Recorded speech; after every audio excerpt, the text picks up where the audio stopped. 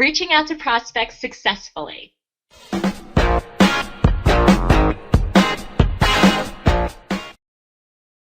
Welcome again to LinkedIn to Lead Generation with Hannah Tai and our four-part series all about increasing response rates and receptiveness on LinkedIn when you're out there prospecting. Today we're talking about literally how to reach out to prospects successfully. I can say that really well, Hannah. So tell us what we're going to cover in this episode.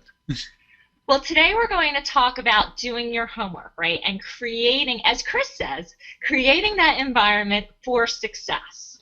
Okay, and this is a very daunting topic because people spend a lot of time creating, these beautiful profiles, and they're like, yeah, Hannah, I did this, I did everything you said, but then they don't actually reach out to people. And we all get it. It's scary. We don't want to be rejected. We don't want to be like the kids sitting at the lunch table, all by themselves. So we're going to talk a little bit about creating that environment that will help prospects be more apt to actually respond to you. Excellent. You mean I actually have to talk to people, Hannah? I mean, that's scary.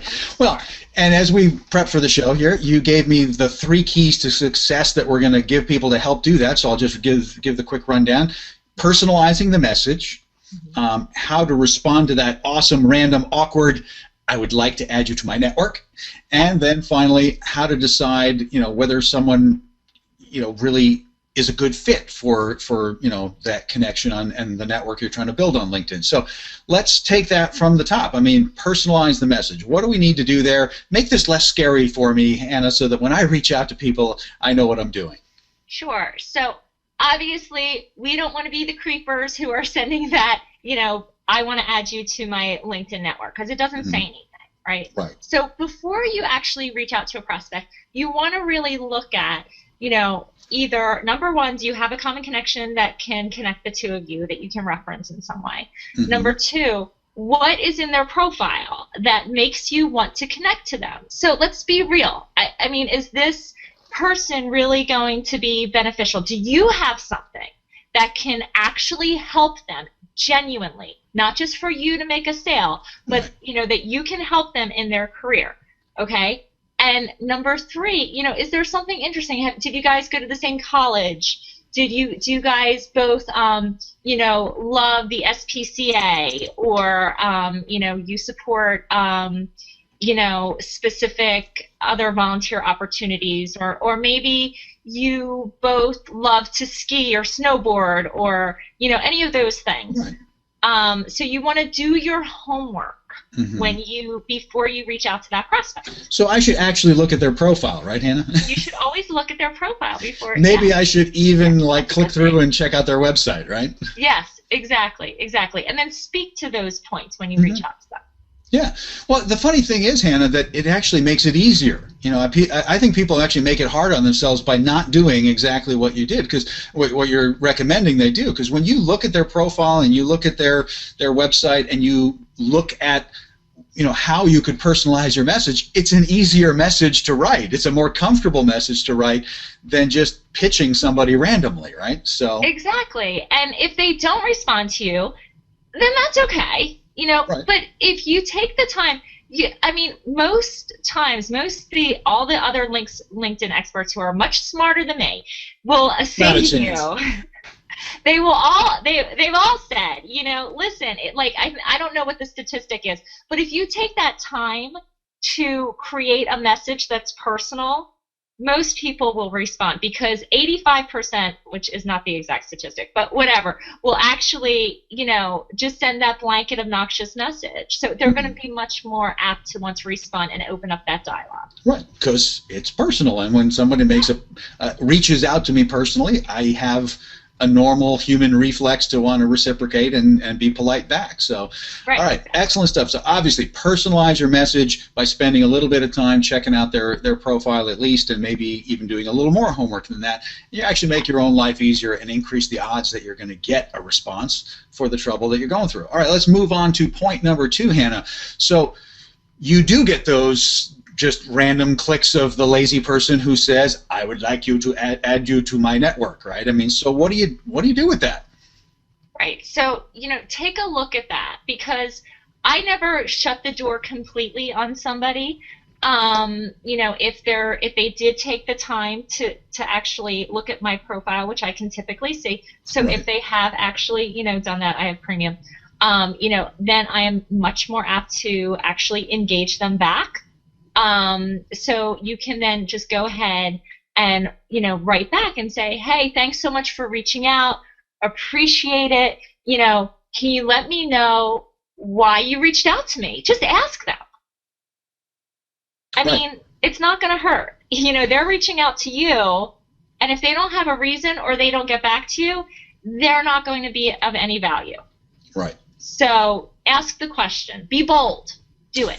Do it. Well, I love a couple of things that you actually pointed out there. So for, you know, because some people are actually new to LinkedIn, and that might be why you're getting that message, right? So you're giving people the benefit of the doubt that, hey, maybe they haven't been around the block enough to know that, you know, just clicking that is kind of a sign of laziness to people who have been on LinkedIn for a long time.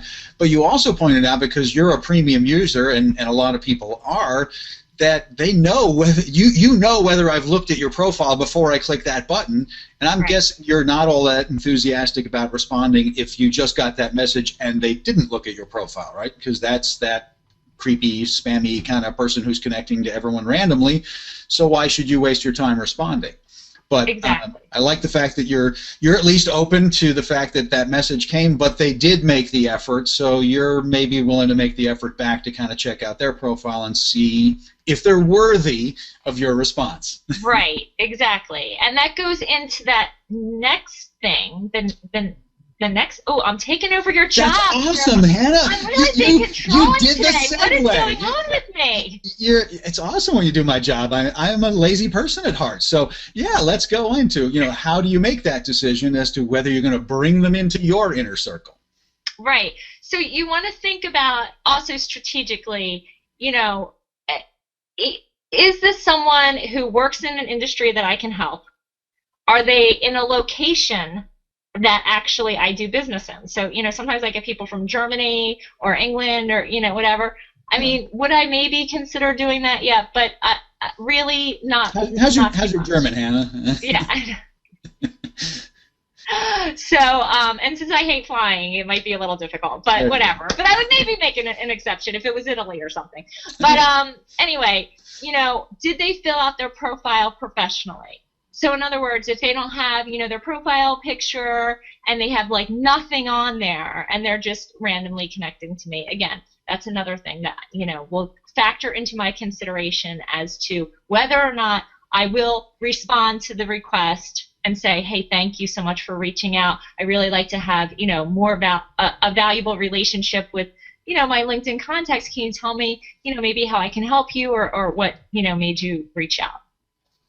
Excellent. Yeah, absolutely. I mean, the people that you connect to end up reflecting on you too, right? I mean, so you want the right people. I love what you're always saying, which is, you know, make sure that you can actually deliver value back to this person. Then they belong in that relationship, and you can actually build some business together. So excellent stuff, Hannah. As always, you always have excellent stuff for me to learn about LinkedIn. We've been talking about reaching out to prospects successfully on LinkedIn, and your 3 keys to success, to recap for the day, were personalize your messages. You know, decide how you want to respond to those robotic messages where the person just hit the button, and, you know, have your way of deciding whether you're going to respond or not respond based on their behavior. And then, you know, decide whether you have some kind of criteria as to how you decide whether to bring people in or not, and be strategic about that. So excellent stuff, Hannah. And again, this is part of our 4-part series that's all about increasing your response rates and the receptiveness that you're getting when you're trying to connect to people on LinkedIn. And we're not done with this series. We got at least one more episode coming at you, and if you've missed any of them, this is what you have to do. You have to connect with Hannah and all this great content that she creates for you over at chatterboxsocialmedia.com.